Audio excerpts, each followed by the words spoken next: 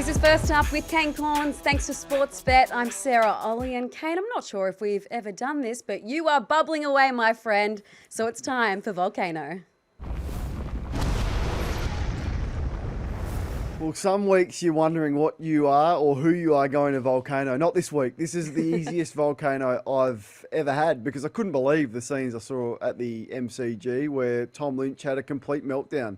He absolutely lost the plot and the frustration boiled over to the point where he did something on a football field. That's just a couple of the incidents in the lead up to this. Didn't touch the footy in the first half, gave away 5 free kicks and got reported. And then he did that. And then that was part of it. And then he's going to swing as well for Butt. So continual discussion with the umpires about his treatment and sooking and carrying on. And then this was the one that we've all seen and we all can't accept in our game. So there's the response from Adelaide. It did take me back to the 2004 grand final where Alistair Lynch did that to Darryl Wakeland. Now, Lynchy swung a couple more times than Tom Lynch, but you know, we're 21 years on and this just shouldn't be happening on a football field considering what that club has been through with Noah Bolter and the circus that has surrounded his off-field incident. To see that happen on a footy field in 2025 is ridiculous. And a month ago I said it looked like it was coming to an end for Tom Lynch. Well, I'm even more certain of that today, just with the way that he's moving, how frustrated he is and what a poor leader he's been for a young group, the complete opposite role that he should be playing right now. I feel like this has been bubbling away, this frustration for some time. As you say, statless at a halftime. In the end, 2 disposals, 1 goal, 5 free kicks against, and 1 big old report. This was his coach, Adam Uze, post-match, trying to explain the day that Tom Lynch had at the MCG. Oh, obviously in the moment as a coach you're disappointed because a few of them look like we've got possession and we're getting out and we finally look like we're about to execute and his frustration spills over. But in saying that, we're going to see clarification on the marking contest because it happens to him. He's such a big man and they do scrag him and he's feeling like he's getting held and then he doesn't and then the ball goes down the other end and we give 3 free kicks in aerial contest in one passage of play. So we've got to look at all those things and we've got to help him through that. No excuse with his response, but I can understand his frustration.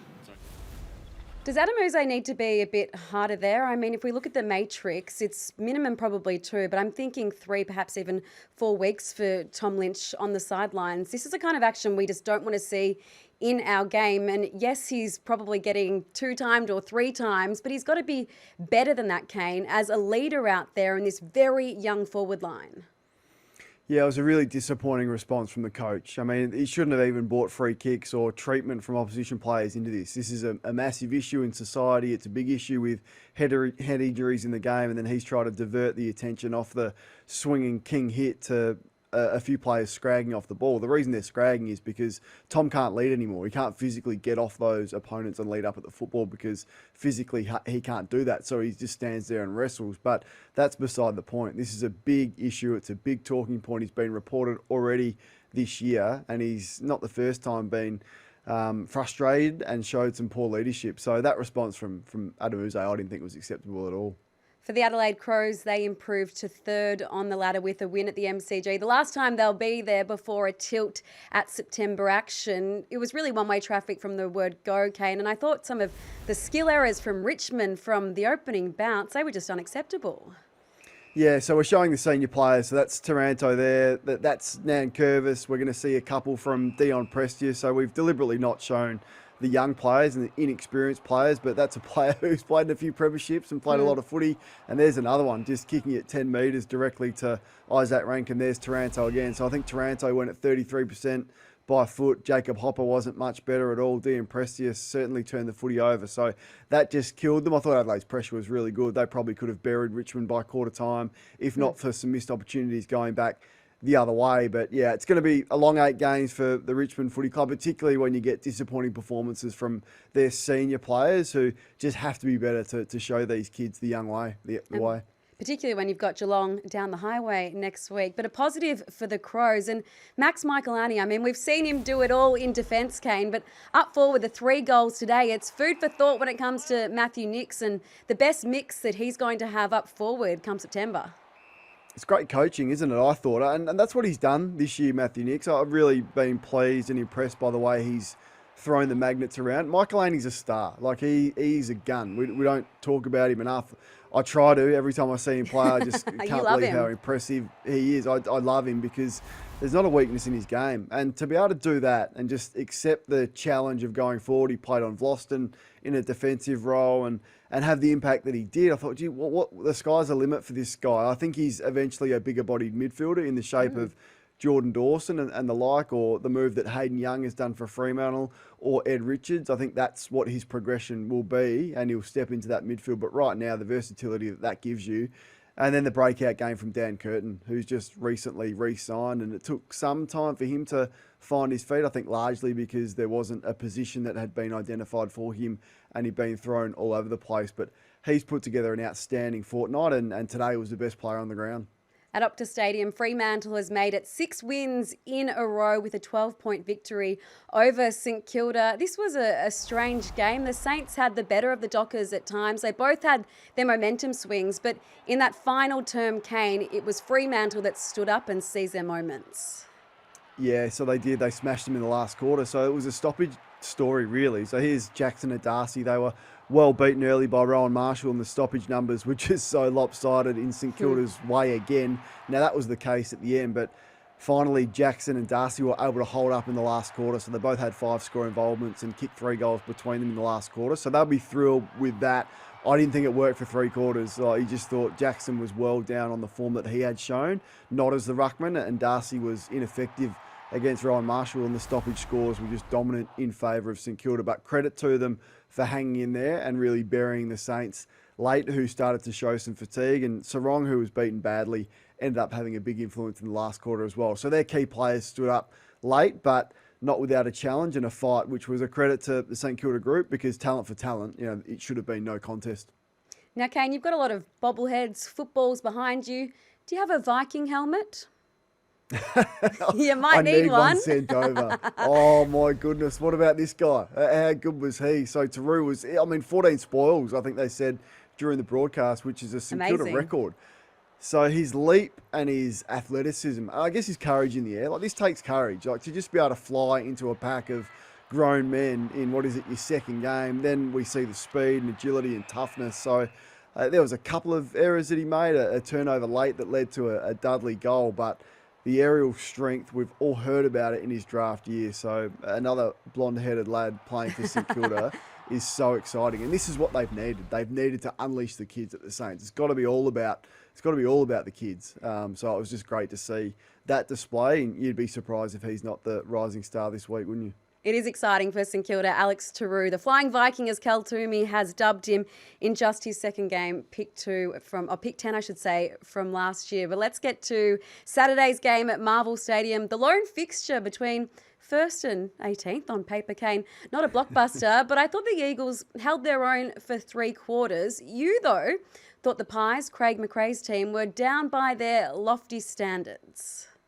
Just a little bit of complacency, and that's okay. Like, this is not critical, but this is just so we're highlighting Josh Dacos here and Tim Kelly. I thought Kelly did a pretty good job on Josh Dacos in that defensive forward role. So he's got him there, and you'll just see the ball goggles. Now, this is what is going to happen. That's the way he plays, and that's what he's there across half-back. But when it comes to big games and big finals, if you show your opposition just a lack of respect like that, then they'll make you pay, and they did again. So side by side here, we've gone behind the goals to show this, and no contact clearly from Dacos, and then I'm not sure where he's going or what he's zoning. The handover doesn't work, and Tim Kelly gets out the back once again, which led to another Eagles score. So they're just the little things that opposition clubs are watching behind the goals. How are we going to get Collingwood when it comes to big finals? Who can we expose and who can we exploit?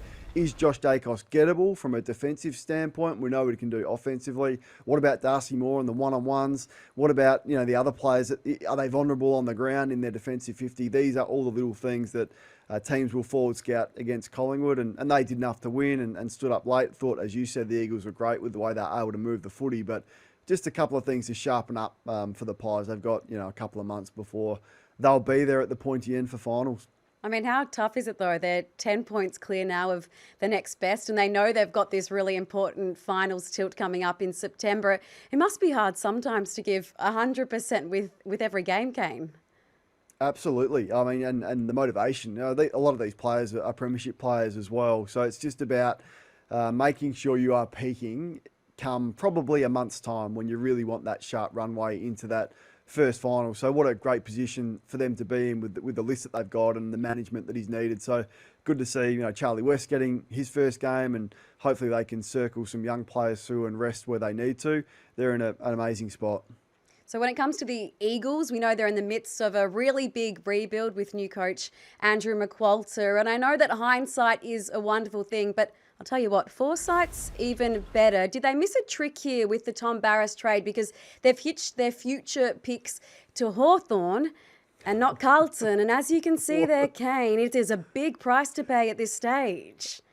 Who in their right mind at the end of last year would have seen the path that Hawthorn were on and have gone, no, we're going to take Carlton's picks and not the Hawks? It doesn't make any sense to me. Now, clearly no one expected Carlton to drop off this badly, but you can see the way that it is now worked out for that footy club. And when you are starting from that base, you need everything to go right. And there's a big discrepancy in the picks that they're going to get as a result of that decision. I think it's the silliest era of list management we've ever been in. And clearly West Coast aren't the only club involved in that. Some of the decisions clubs are making just do not make any sense. I'd love boards and footy departments to get in a room together and just think through this more clearly than what we've seen in the mistakes that clubs continually make.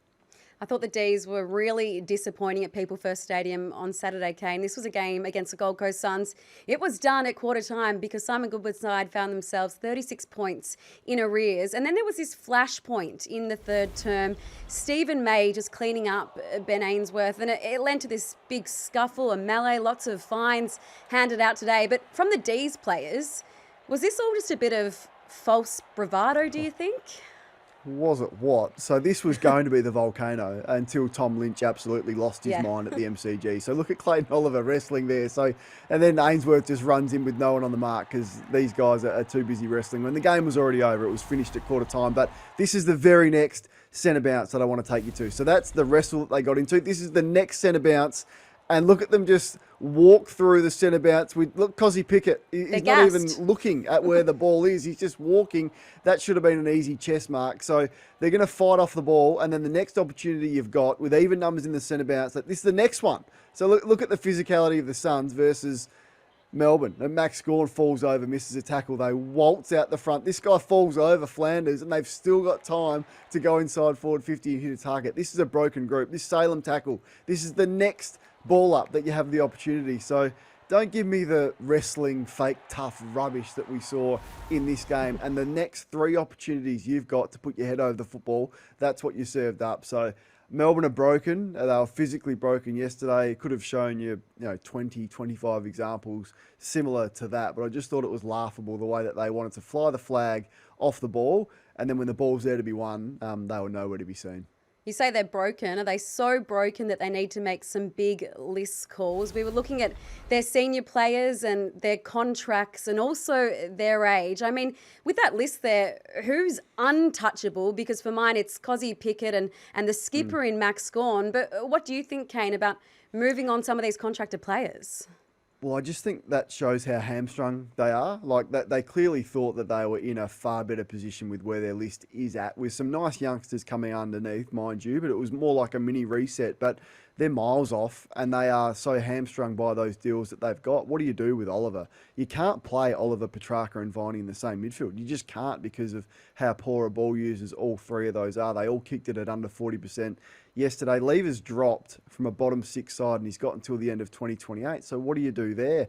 What do you do with Harrison Petty? What do you do with Stephen May? Like, his contract's not as long, but Bailey Fritsch, sure, he would be tradable. So I don't know the answer to that other than to say they clearly mismanaged the list management of that group on where they thought they were and the players that they were committing the core group, the foundation of this footy club to, and how disappointing it's been. So that's what I speak about, how poorly some teams have mismanaged their list. And the best example is probably those names that we've seen there from Melbourne. I thought it was a case of deja vu when it comes to Hawthorn smashing North Melbourne in the Apple Isle, Kane. And if you're a Hawks fan, you would have been enjoying the Jack Gunston show, the Mabior Chol show, the Nick Watson show, and we'll get to him a little bit shortly. But if you're a North fan, how dispiriting. I just feel like it is one step forward, 3 steps back, and it should not be this way when you look at the list profiles of both sides.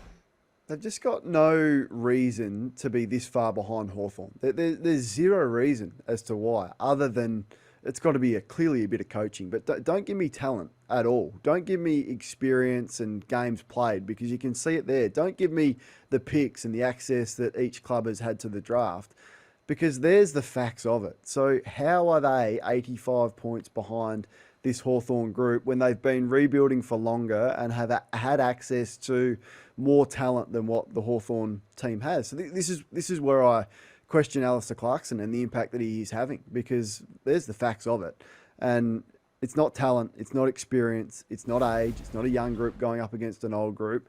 To me, clearly it's tactics and coaching, and Sam Mitchell loves coaching against Alistair Clarkson. It's 4-0. I think it's nearly average of 70 points winning margin. So, yeah, I'd be pretty dispirited if I was a Hawthorn fan, because it looked as though the path was going nicely towards the back end of the year, and then you get smacked in the mouth like they did yesterday. Is it also to do with development? We saw their North have 8 top 10 picks to Hawthorn's 3. It's one thing to have those early picks and even nail them, but you've got to help develop and curate these players into stars, don't you? And challenge them, I think, with the way that they play. Like, I see a lot of their young players just being put across half-back. O'Sullivan's the latest of that, and he's going to be a very good player. McKirch is the same. So it's a lot about offense, and it's a lot about how can we get these young players involved offensively. Sheasel is another example of that. But then you watch them defensively, like some of Luke Davies-Uniacke's efforts around the footy with his lack of defensive pressure. Like, it was 10 goals to 1 from stoppage in Hawthorn's favour yesterday. And this is the midfield that North have invested so heavily in. Parker was in there, Simpkin was in there, Sheasel was in there, LDU was in there. How can that group be beaten 10 goals to 1 when it's Ward, when it's McKenzie, when it's Nash, when it's Newcomb? Like that, talent for talent, give me North midfield any day of the week. So there's a little bit of challenging the group defensively, and clearly Alistair Clarkson just hasn't rated the defensive aspects of his coaching strongly enough, like the best teams in the comp have. Well, talent for talent, give me Nick Watson. Wasn't he a little fire starter for the Hawks? And I reckon he might be busy on Brownlow night accepting an award for Goal of the Year, Kane. It wasn't half bad. It's the best goal I've seen this year. There's no doubt about that. So I have been calling for this for a while, because I think he can be their version of Cozzy Pickett. So he'd gone to 4 centre bounces for the year, Nick Watson. And he went to, 9 for the year, and he went there 4 times yesterday. So 9 for the year, and he got 4 yesterday. I reckon that's got to be 10 to 15 ongoing, because I said this to Sam Mitchell, and I said, look, we're just looking to build his engine and build his tank before we unleash him into the midfield. But that's the impact that he can have just to change things up and give them a point of difference. So, look, we had a bit of a mishap. Oh, no. Sarah. Oh, no. You've decapitated him. I'm so shattered. The wizard just fell off the shelf. Now, clearly it didn't affect his balance on game day. But this is a big story, and I haven't slept for a couple of days, because with Horn Francis, Nate Caddy, he's my boy, and he's my favourite, and I was thrilled to see what he did yesterday, goal of the year, and I come out to my shed, and someone, it wasn't me, has knocked him off the shelf, and there's been a little mishap. So I will have to order a new wizard. I'll pay for it and get him prominent place behind me on the shelves, because he's too good not to feature. I really hope that's not a bad omen for the wizard in the future, Kane. But let's get to the temperature test. Thanks to Sportsbet. And you've let the dogs out, and you let them up to running hot after that really compelling win against Sydney at the SCG. That was a cracking game, and they held their nerve in Bont's 250. Yeah, they're top 4 for me now because of the talent that is on that list. I think they're the most talented and best list in football. When you look at the development of Fraser, when you look at Richards, Bont and Darcy, as I've said a couple of times, 3 of the best 5 players in the game. You've got the All-Australian ruckman, Tim English. You've got the All-Australian halfback in Bailey Dale. They're absolutely stacked. So Riley Sanders, top 10 pick, played really well. His best game that I've seen him play at the level. So I just think they're too good not to feature on prelim final weekend and probably grand final. So I'm big on them, and the run that they've got home is very favourable for them. So that's the biggest mover in the temperature test this week. Kane, one job. I mean, you've got a lot of jobs, but your one job is to go and get a new Nick Wizard Watson figurine. We'll Yep. see you this time next week on First Up with Kane Cornes, thanks to Sportsbet and a Nick Watson bobblehead.